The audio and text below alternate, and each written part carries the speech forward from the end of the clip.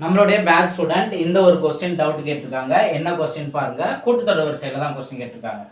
8, 7 1/4, 6 1/2, 5 3/4, and so on என்ற கூட்டுத்தொடர் வரிசையின் முதல் 15 உறுப்புகளின் கூடுதல் காண்க.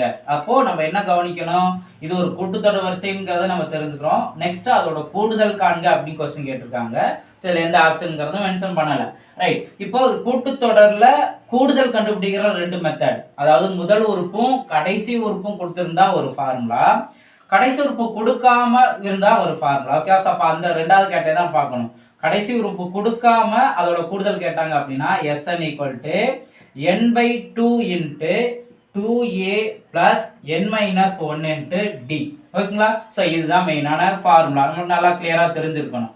இப்போ இந்த ஃபார்முலா அப்ளை பண்றதுக்கு தேவையானது என்ன? ஏங்கிற டேர்ம் தேவை, என்கிற டேர்ம் தேவை,